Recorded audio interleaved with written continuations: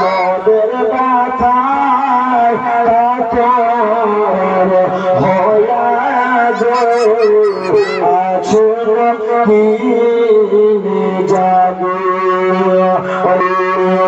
আমার নবে চোখের আজ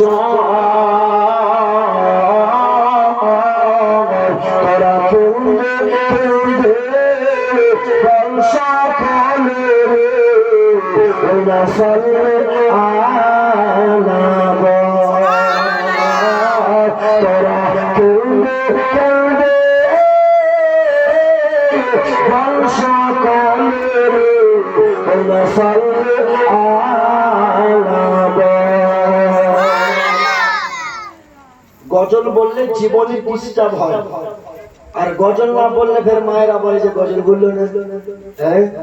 এই জন্য মাদেরকে আপনার শান্তি দেওয়ার জন্য গজল পড়া হয়। ওই না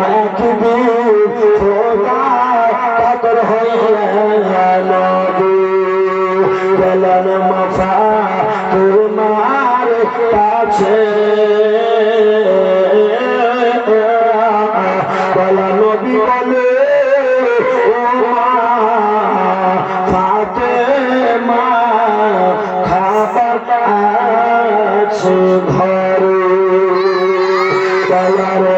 নবী বলে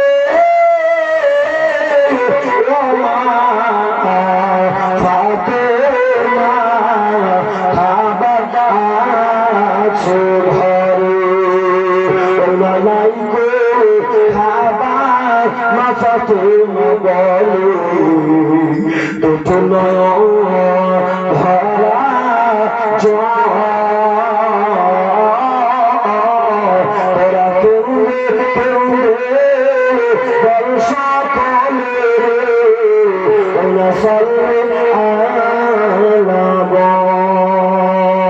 একবার হাত উঠিয়ে বলুন ইয়া রাসূলুল্লাহ, আর একবার হাত উঠিয়ে বলুন ইয়া হাবিবাল্লাহ। নারে তাকবীর। এত আস্তে আওয়াজ হলে কি চলবে? তো বলছে হুজুর পর 4 দিন না, তাই ব্যাটারি একটু ডাউন হয়ে গেছে। হ্যাঁ, আর আমার ব্যাটারি ডাউন হয়েছে আপনাদের 4 দিন, আমার হচ্ছে 5 দিন। জি, আপনাদের যদি বারে বাজে 12, আমার বাজে 14। বসে থাকা এখানে মনে করে খুব সুখের ব্যাপার। একজন বলছে বক্তব্য রাখা খুব ব্যাপার, খুব সহজ ব্যাপার, যে জানা বক্তব্য রাখে না এত সহজ ব্যাপার। কোন কাজ কিন্তু সহজ নয় বাপু, দেখতে মনে হয় সহজ, আসলে কি সহজ তা না, কোনদিন না।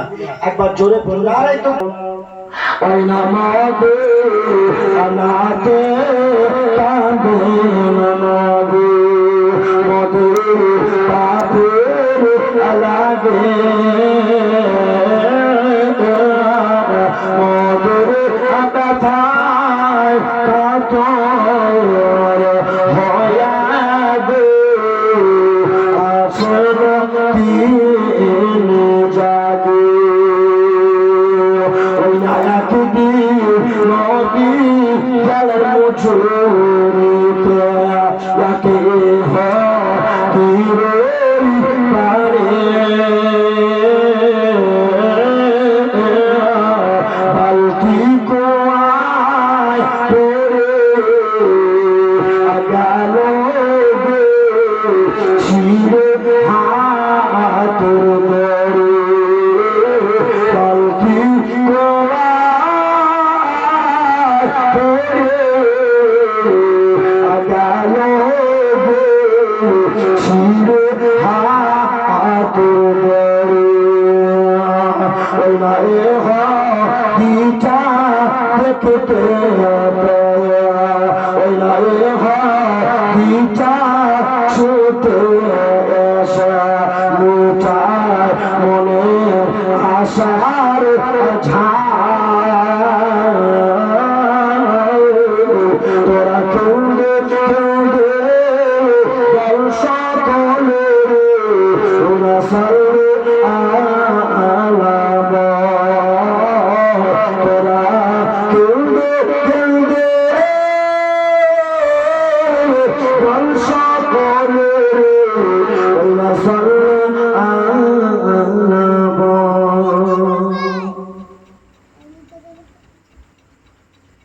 ইমামে হোসেন চলতে চলতে কুফায় পৌঁছে গেল। তো মুখতার বিন সাখাফি তিনার বাড়িতে গিয়ে উঠলেন। যেমনই কুফাতে পৌঁছান, কুফার লোকেরা সবাই নারা ধরে দিতে লাগলো, সবাই নারা ধরে দিতে লাগলো। আজকে আওলাদে রাসূলের আগমন ঘটেছে। ইমামে মুসলিম বলে, আমি ইমামে মুসলিম, হোসাইন নয়। তো আমার পরে হোসেন আসবে। তো কুফার লোকেরা বলছে, ইমামে হোসেন যদিও না হয় তো ইমামে হোসেন তো পাঠিয়েছে, আপনিও তো আওলাদে রাসূল। বলে হ্যাঁ। দুইটা বাচ্চাকে নিয়ে মহিলাগুলো, কুফার মহিলারা একদিকে আনন্দ মাচায় আর একদিকে পুরুষরা আনন্দ করে। দেখতে দেখতে কয়েক দিনে কুফার মধ্যে 20,000 লোক ইমামে মুসলিমের হাতে বাইয়াত গ্রহণ করেছে। সুবহানাল্লাহ। 20,000 লোক। আবার কেউ লিখেছে 40,000 লোক বাইয়াত গ্রহণ করেছে। তো এই দেখে কুফার অলিগলিতে জলসা হতে শুরু হলো, হাদিস কোরআনের কথা আলাপ আলোচনা হতে শুরু হলো। আর ইমামে মুসলিম ওদের ভালো ব্যবহার দেখে একটা চিঠি লিখে দিল। তখন তার ফোন ছিল না যে হ্যালো করবে, চিঠি লিখলো যে ভাই, ভয়ের কোনো কারণ নেই, কুফার লোক সবাই ভালো, কোনো অসুবিধা নেই। এই কয়েকদিনে আমার হাতে 20,000 লোক বাইয়াত গ্রহণ করেছে, কয়েকদিনে। ইমাম মুসলিম বলছে অসুবিধা নেই, আমি আসবো।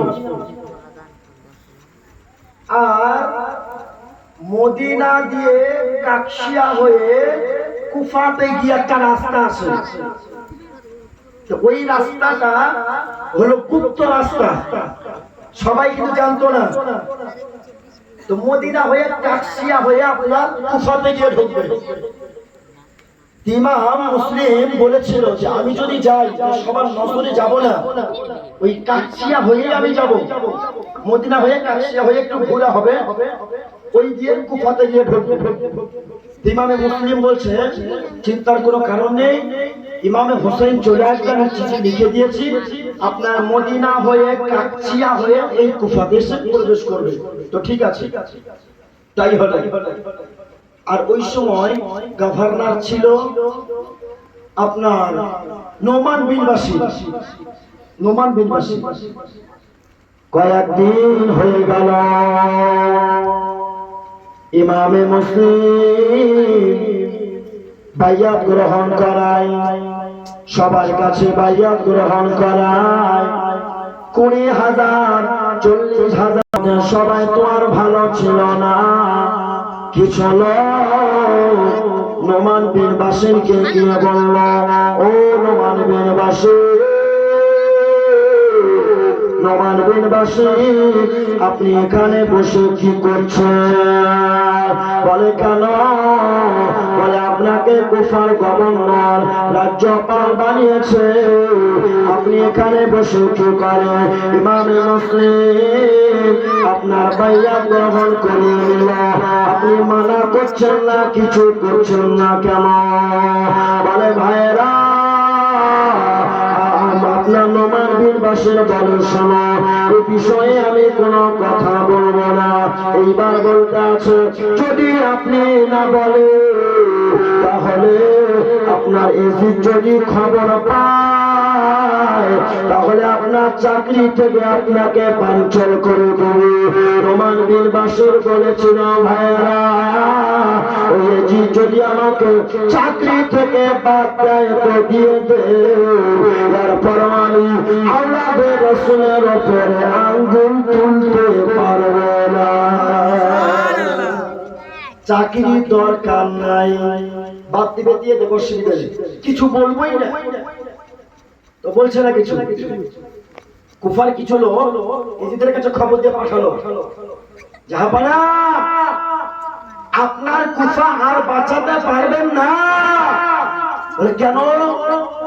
বলে মক্কা থেকে ইমামে মুসলিম এসছে, আওলাদের রাসূল নবী বাগানের ফুল, আপনার যারা দুশমন এসে পুরো কুফা 20 থেকে 40,000 লোককে বাইয়াত করিয়েছে। মসজিদে কুফা বলে, কুফাতে একটা মসজিদ আছে, জি, তো মসজিদে কুফাতে এত লোক নামাজি হলো, এত নামাজি বের হয়ে গেল।